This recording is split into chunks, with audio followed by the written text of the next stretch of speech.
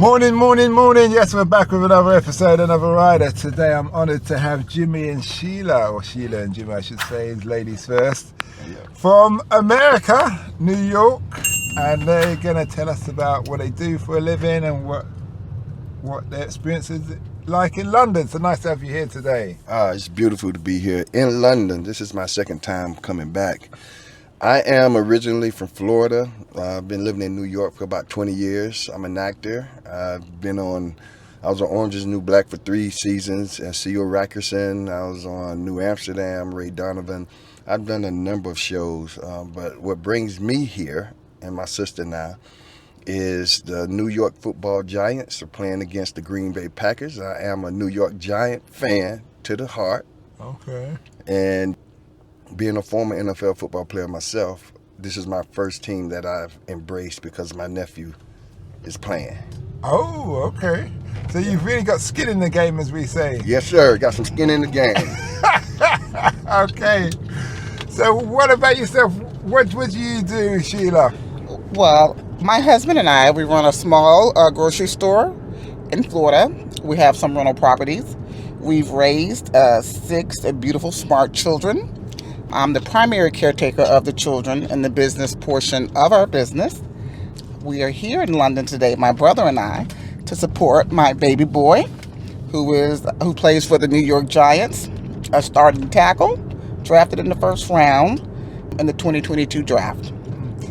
How old is your son? He just turned 22. Oh, so they play young. They play young like we play football, like footballers here. Okay. Yeah, you go to college. He went to the University of Alabama, stayed there for 3 years, and he declared for the NFL draft. Okay. So very similar to your football here, your soccer. Okay. So first of all, what do you guys think of London?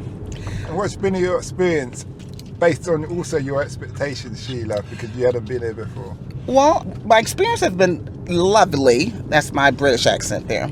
Well, my European accent, shall I say.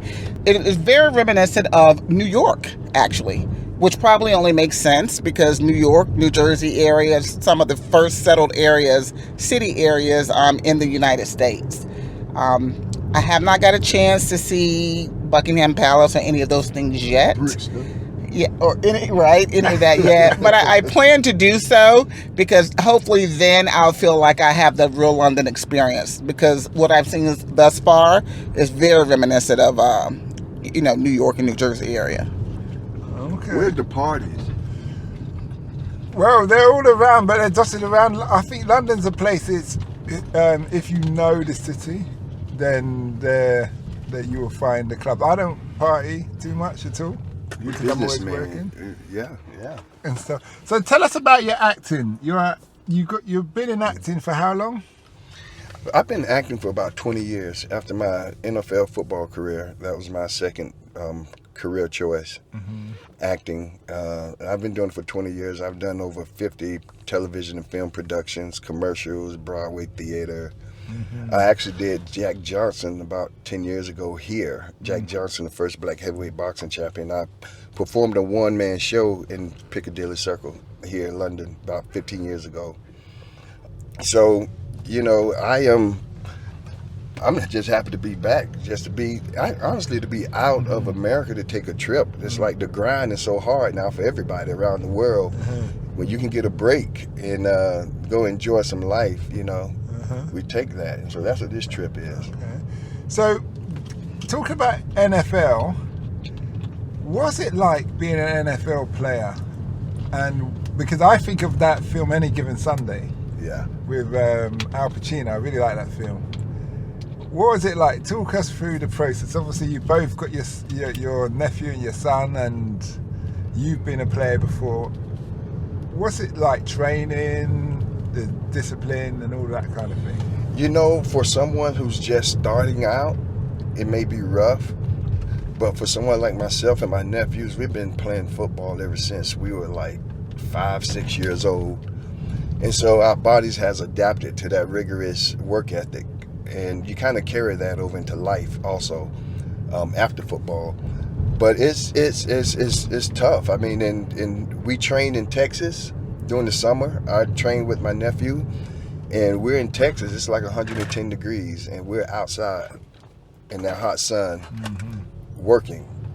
And you definitely have to want it. And football is about loving the game, especially when you get to the NFL, because you make a lot of money, and you work your whole life to get to that point, to make money, take care of your family, to do stuff. But you work all that time, and put all that work in and effort in, and you never really get to enjoy it because you're constantly working. You constantly, during the season, you have no breaks, you have no time, maybe a day. You can't really do nothing, in a day.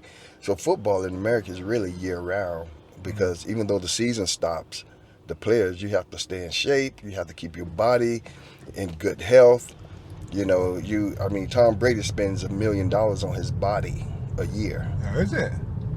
Okay. Yeah. I don't know who Tom Brady is, but $1 million sounds a lot. Tom Brady he's won more Super Bowls with the New England Patriots than any other quarterback. And he left the Patriots and went to Tampa Bay Buccaneers out of retirement and won a Super Bowl with the Tampa Bay Buccaneers. So this is one of the greatest players of all time in American football.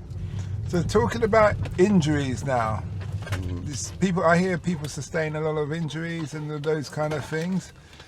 Definitely. I can even remember when I played. I still have battle scars all over my body, turf burns where you get tackled on the turf and you get up and your skin is pink now because you slide on the turf and it burns all your skin off, your arms and stuff like that. You get banged up basically every game. Football, you're paid to play hurt. Basically in every sport, really. You're going to have some nicks and injuries and things like that, but you just push through them.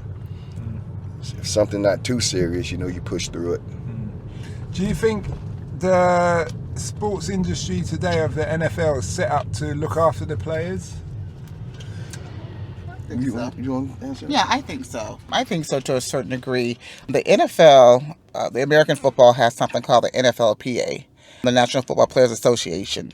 And they've been doing a really great job recently of advocating for the football players. It's almost, I can't really call it a union, so to speak, but it's certainly an organization that really looks out for the health, financial health, physical health of athletes.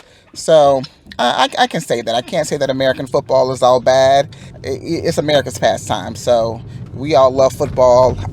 I have a question to ask you, if I might. Okay. So exactly. So I'm curious about your football here. We call it soccer in the States, and it's a pretty big deal, becoming a bigger deal. But tell me about the popularity of the football here in England. Well, football here is like a religion, and football is the biggest sport played in the world, throughout all the world. Yeah, because it is a world sport. Yeah. Yeah, and there's a saying that goes, "I will fight for my club, but not for my country." Wow, that's deep. And there's people like I interviewed an American who owns a football club in South London, just outside South London. He's called Peter Johnson. He was on ESPN as the guy who talks about gambling. He made his money through gambling and crypto, Bitcoin. Oh yeah, yeah. So that interview will come out in 2 days' time. But yeah, he said he understands that now, because trying to get new fans to support your team here, you can't do it. You can't do it because you will vote. Your team will be your father's teams, who was your granddad's team. Oh, so absolutely. It's kind of like American football in that sense. Yeah. Well, yeah, I don't know how old American football is. And American football, you inherit, you inherit your family's team. Yeah, but then obviously in England and many places in Europe, people fight for their team in the sense that. I was talking to a friend yesterday on the phone, and he says when his team loses, he gets so upset, and his wife will take the kids to the mother-in-law and leave him alone. Sounds pretty much like American it's football. Like that. Yeah. I know in America, when we playing college football, this is not the NFL. This is college football. Students go to college before they go to the NFL. Now, college football is pretty tough. It's a bigger market. It's a bigger market, and you know, some teams. The college I went to, West Virginia University, we became really famous for burning couches after games. Okay. So they would burn couches and fight. I remember when, they stopped doing that now because a lot of guys went to jail. But those games can get crazy, man. Like these people, these fans, they are out of control, and it's probably the same over here. Like I remember years and years ago, the University of Miami they were playing some team, and the kicker. Notre Dame, the kicker missed a field goal and Miami lost. They burnt his motorcycle up outside. They blew it up. Right. They blew it up. So football is a real religion. I was like, you heard of Maradona? He's a top legend football player from the 80s. And when he died, what was it, last year or something? Mm-hmm. Some of the doctor and some other people decided to have photos taken with him in his coffin. Oh, wow. And they were dead by the next day. Wow. Yeah, that was a no-no. Yeah, that's deep. Yeah. That's a little deeper than burning couches. Yeah, there's another, I can't remember what country it was. Someone is telling me last week that the team lost, so they started to fight the other fans, and it turned into a full-scale street battle. Was it Brazil? Because No, it wasn't Brazil, and 11 people died. Oh, wow. So people really take it seriously. But just to give you a quick explanation on the history of football, if you go back to the medieval times, and we had kings and queens and things like that, the King of France and King of England were cousins, and they had a disagreement because the English king showed him up. He was very athletic. So the French king, in revenge, invaded England. So when he invaded England, they sent warning carrier pigeons with messages to the king in London. So he would march down with his army of 500 men. And as he marched down, he would grab all the fighting age males from every village. And these were people who were blacksmiths, thatchers, things like that, and they would bring the weapons, the tools they used for everyday work to fight the battle. Problem is, when they got to the battle, they weren't battle hardened, so they'd run away at the first sign of blood or pain. So they invented a game called football. Now, football originally was played, and they play it still in England once a year. It was a big leather ball that you had to kind of really carry, and it was getting the ball from one end of the village to the other. There's two rival villages in one village. Oh, wow. And you could punch, kick, hit people, whatever, and you'd only get the ball down there once, and that was the end. But it would take all day, so there's hundreds of, if not 1,000 people fighting. Yeah. Wow. Now you'd play that team, that village, and then if you won, you'd be like, yeah. And the next Sunday, you'd play another village. And this is where the patriotism comes in. I fight for my club and not for my country.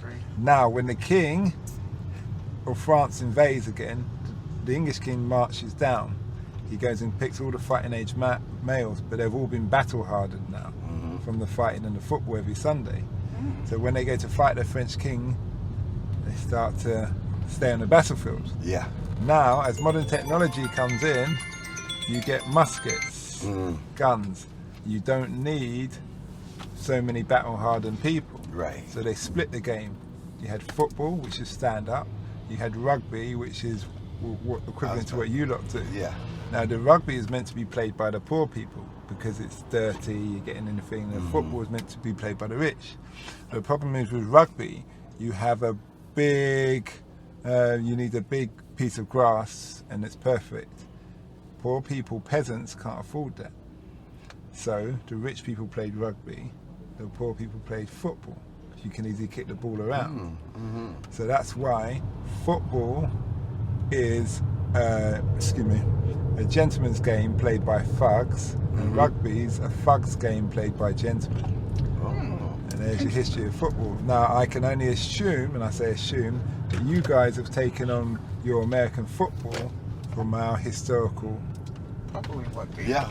Do you see what I mean? But that would be that on the sides of football and rugby and things like that. Yeah, that's Yeah. So. We actually met a guy at security yesterday that he looked at you and he said, you had to be an ex-American football player. He recognized it. He says, I played rugby. And he kind of fist bumped you. Yeah. And he says, I'll be at the game to watch some real American football. So I guess rugby players, they recognize American football as it's a gladiator sport, as opposed to, European football, which is kicking the soccer ball. Yeah. Well, American football is like a gladiator sport. Yeah, a lot of American football players that don't make it to the NFL, or some guys who they get released. Example, I was with the Seattle Seahawks. So when I was released from the Seahawks, the first teams to call me was rugby teams from Australia and other places, because they recruit football players out of America to go play rugby. But I was like, I like my teeth, and I'd rather use my face for acting, for television. Because those guys, rugby is... Yeah, they do fight in the scrum. Yeah. So in the scrum, they punch and elbow people in the face. That's crazy. Yeah. Things like that. But it's accepted, though, because it's meant to be a battle hardening sport. Yeah. Do you see what I mean? But obviously, you guys got the helmets on. The face mask. Yeah, I'm not trying to get hit. I'm not doing it. But the Fijians, the Fijians, they love it because they're warrior people. Well, they can have it. Yeah. Yeah, rugby is extreme. So tell us, what have you learned from playing football and being in the film industry that you wish you knew when you had started? And I pose a question to you about running a business, Sheila. About football, something that I knew. I think as far as football, I think that for myself, being a student of the game and not just performing off your athletic ability, just pure raw talent. Once you reach a certain level, talent can only take you so far. Then you have to become a student of the game. The NFL stands for not for long. Not for long. So it's a short career. So you really have to lock in and dedicate yourself and focus, and you make a lot of sacrifices. Even speaking about my nephew Evan, he was taken out of high school in the 10th grade? Yeah, 10th grade. He went to 10th through 12th at a boarding school. Yeah, IMG Academy, who is like, they're playing the NFL Academy over here during the same time. Yeah, they're actually over here as well. But how old was he then when in the 10th grade? He was 15. Okay. So if you're really, really good, and this started like recently, when I came up, they didn't have these schools, but now they have these schools that focus 100% on sports and academics. They're like academies. They're like major, they're high school teams. They look like professional stadiums, and I mean, they're like major, and they're just high school. So Evan, my nephew who plays for the Giants, he was taken out of his household in the 10th grade. So this is really the first year that he's back with he's living with his mother again.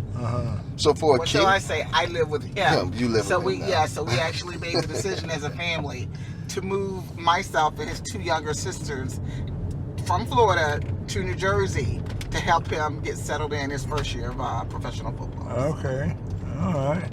Yeah. That's good. That means very valuable if he can get, all that's been sponsored, catered for. Yeah. You see what I mean? Yeah. Yeah, in that respect. So you must be very proud. Absolutely, very proud of him. It's very challenging to go in the first round of the NFL draft. You have to have a stellar college career. So he really did it big, and I mean, he's probably like the 5th or the 6th person in my family to play football, pro football. So it runs in our family. But you big guys, big people. Well, no, he is super big. He's 6'8", 340. Oh, is it? Yeah, he's a big guy. He's a big guy. And he can run with that weight. He can run. He's fast. Well, he doesn't look that way.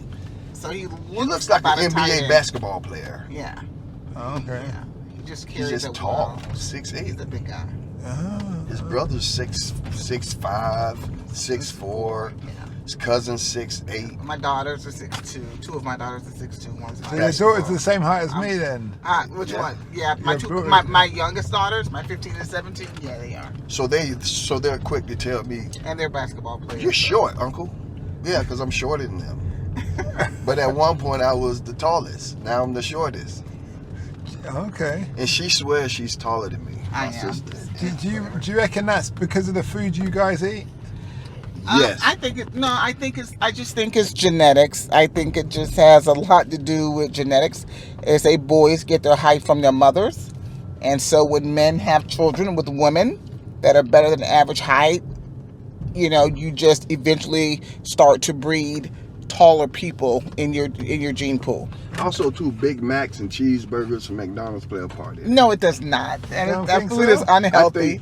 It's unhealthy, but I Yeah, tell but- you, It makes you fat. It does not make you taller because it's unhealthy food. So it doesn't fit that well. Your genetics determine your height. Now your diet determines your weight, but your genetics determine your height. Okay. Well, that's interesting you say that, Sheila, because some people may say that all of the steroid growths that they put in animals have a reflection on who we are as how our children turn out.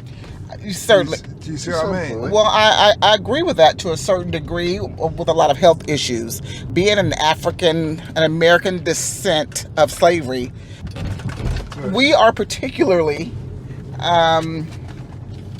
we're particularly sensitive to hormones. Black women are. Yeah. Right? So a lot of times when you see young black girls that develop rather quickly, their parents should watch their diets because that leads to obesity. I don't think our bodies are designed to eat. Well, we're not designed to eat the American diet the same with all of the pesticides and all of the hormones and things of that nature. So And also, it has to do with weight and health. Also, too, in the States, you have certain states that produce better football players. So you go to the southern states and you go to the harder states, California, Texas, Florida, places like that, you have better athletes because of the weather. Yeah. It's hard to really, like New York and New Jersey, yeah, they're basketball, they play indoors, but any outdoor sports, you usually go to the southern states for those athletes because it's just something about that sun, being out in that sun, working, it helps develop your body. You're getting vitamin D like crazy, so Well, the sun grows everything. Yeah, Think about exactly. Yeah, And also your body performs better when it's hot. Yeah. it does. And you have less injuries. Yes. Yeah. Yes. So, and you're right about the vitamin D.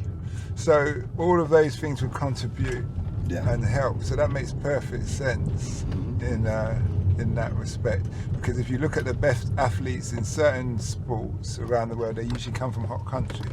Yes. In that thing. Children of the sun.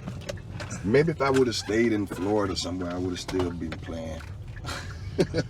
I moved up north to New York, West Virginia, and it was cold. Why did you move up there? Because surely there's teams down there. Coming out of high school, I was a top player in the whole country, in the United States.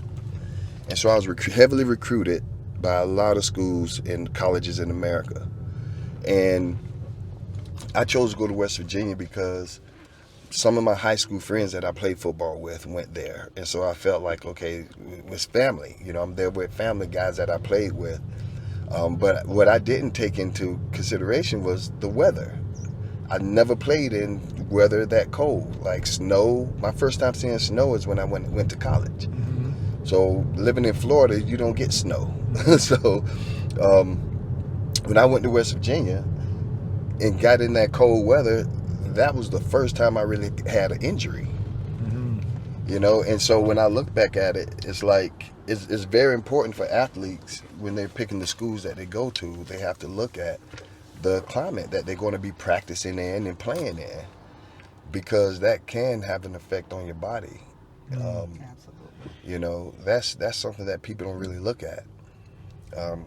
But I do, because I lived it. And I know the difference. And a lot of athletes knows the difference too, but I don't think they pinpoint it out. Knowing what you know now, what would you have changed when it comes to that for your football career? Knowing what Make him say it. What? He would probably have gone to the University of Miami in sunny South Florida as opposed to going to West Virginia in the cold mountains. Let's go, Mountaineers. Let me tell you, if I could have done it over again, you know, my family, my cousin played at University of Miami. My brother-in-law played at the University of Miami. So everybody was expecting me to go to the University of Miami. But I made that decision to go to West Virginia University. But if you could do it again and play in a warmer climate, I'd probably go to Alabama. yeah. Is that the same? There's a movie that I saw where it's all about American football, and it's like one of those Alabama, Texas states, and everything's about football. So this guy was really under pressure to win. He had to win some football thing. I can't remember what state it is. I'm trying to wonder if you remember the movie, if you're familiar with the one. It's like they wear cowboy hats and all that. Texas. Texas, that's Texas University, probably Texas Longhorns. Football is big in Texas. Football is religion. Yeah, that's what they were saying. Now you have these new NIL deals, name, image, and likeness deals that college athletes can get or high school athletes can get. So now we're What's an NI? So back when I played, and recently, up until recently, a college football player, you couldn't make, the school made money off selling your jerseys. They made money off your image, your face, everything. Now the players can negotiate deals with companies, businesses to put some money in their pocket because they are stars. They're on a college level. They're playing in front of 70, 80,000. Making a lot of money like that. Now they're 18. Now they're 18 and they have $1 million endorsement deals. So your son will have all of this. Well, my son is plays professional football now. So he signed a multi-million-dollar contract to play American football. So he is already a millionaire because he plays professional football now. And he was one of the top, he was in the top 10 picks. So the NIL started his last year at Alabama. His junior year was when you could get the NIL. He got a few smaller NIL deals, but because it was new territory, I was very cautious, about it because I knew he was going to declare for the NFL draft. And so I didn't want to get him locked into something that could affect maybe getting a contract with another team. You take a small or getting contract. A big endorsement deal. Right. Now that he's in NFL, now he's open to bigger endorsement deals. Right. So, so it doesn't really affect him as much, but it just started actually a year ago where they gave them the right to be paid for their name, image, and likeness. College football in the United States is a multi-billion-dollar industry. That's what that Netflix was. There's a Netflix documentary about when someone was throwing games or something like that because he got into problems, and they were saying, well, he wouldn't have been doing that if you'd been paying him. Right. Yeah. He was a basketball player, I think. Yeah. So it's the equivalent of you playing soccer for the biggest soccer college here. And the university is making millions off of your name. You see your jersey, your picture in stores, but yet your mom is homeless. And your mom home, your family is back home struggling. And if you sell that jersey that you won in your championship, you can't play football. Well, they're going to give you sanctions because you sold something, a memorabilia. It's saying, hey, listen, these guys are making these schools a lot of money. So they weren't getting paid at all? No, not at all. So that sounds you like were getting slavery. Paid with your education. They pay for your education, but honestly, when you're in college... in one day, you could have paid for your education if you said all that for stuff. 4 years. Exactly. Yeah, In football, in college football, I mean, that's a full-time job. Yeah, it is a full-time job. And they expect you to go to classes and all that, and these guys are so tired, man. They can't even do it. Like, sleeping in class because they've practiced hard all day and they do it, but they don't. They're robbed of a true college experience, right? Because their time is pretty much, it's all detailed out. So I was robbed of my college experience, so I'm calling on West Virginia to bring me back on a full scholarship, and I don't have to go to class or nothing. And pay for me 2 extra years just to enjoy myself. So you're really trying to protect your son here based on your brother's experience? Well, it's not so much his experience because my brother went to college and he went to the league. It's not so much protecting Evan where he is because course, he's in the league now. More so now is protecting him from the wolves and the sharks. You know, some of those wolves and sharks are feline. You know. Female. Yeah, you say. I know you say. You know what it is. They come and say, you don't need to pay for your mom's house. You don't need to do this. You don't need. Let's just get married. Well, just they try to sneak in. And what happens is, you know, things that it is a lot of work, right? When you're a professional athlete, you still have a lot of work. You still have a schedule. So a lot of guys get trapped up with women because they had no one else to help perform certain things for them, take care of their cars, help them with their business, and because literally they're gone a lot, right? So a lot of guys, a woman will hook up, they'll hitch up to him. She means him no good, you know.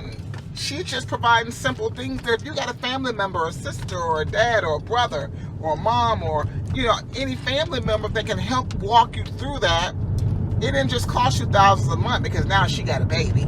You know, you kind of can think straighter without the pressure of. Well, you think a lot of people have agendas. And take your time to meet a proper lady, and hopefully one day get married and have a few grandkids. So when you tell your son, if Mama don't like him, he ain't bad. She ain't bad. No, I don't say that. I said, you know, if she doesn't truly love you, you know, Mama's probably gonna have a problem with it. So you're gonna vet. Mama's gonna vet him. Mama, Uncle vetting too. Trust me, I'm vetting too. No, but that's the mom. Mom and sisters. Yeah, mom and sisters are gonna and aunts because you're not gonna be looking at the same way the mom. Because a woman knows a woman. This is the thing, though. It's like I've made every mistake for them. Okay. You know, like I've had this career before. I was in the fire before they were. So I kind of like give them little jewels and gems of, you know, do this. I wouldn't do that. I wouldn't. I can see who she is. You know, I mean that's just wisdom come in. You know, you live in this world long enough, you know more. Your life experience. Yeah. Okay. And trust me. But nobody vets a woman like another woman. Just like with a man. I mean, before our daughters marry, I'm pretty sure they're gonna have to go through the scrutiny of their dad. That's tough. You know, and of their brothers and uncles, because a man knows a man. Let me tell you, I would A not. man can pimp up, be like, yeah, he's a bullshitter. Or you know what, that guy, I recognize this guy. Real, you know, I recognize whatever. So same with women. Let me tell you, I would not want to be one of your daughters with your sons. Yeah, I have 3 big sons. So can you imagine someone trying to date her daughter? And the daughter's a tall as well, isn't it? They got to meet her brothers. Oh my God. Well, I have one son-in-law, and we love him to death. So. Okay. I have one. The oldest is married. That's good. That's got to be a scary sight. It's like, I want you to meet my family. You get to the house, and you got 3 guys all over 6'5" standing there and say, hey, you like my sister? You want to talk to my sister? What's your name? You know, like that could be intimidating. That's funny. Now, do you have children? Yeah, I do. I've got 4 children. But I've only got 1 girl. I got 4 girls. 1 girl and 3 boys? Yeah, and I've got 2 grandchildren. Oh, okay. Oh, wow. I got two grands. Yeah. I told my daughters, I'm like, why are you making me a grandpa so early? I'm still young. None of my sons have children. But you know what? I would argue, as long as everybody's on the right page, it's a blessing. Yeah. Absolutely. And all new life is a blessing anyway. But to me, it's like this. If everybody's on the right page, then the support system's there as a family. Absolutely. So I admire the way you move to look out for your son's interests. And then obviously you as an uncle are sharing your experience because he's got that family network and everybody bonds together and pulls together. That's key. And that's more what it's about than people who wait ages to have kids and it's just them and the dog.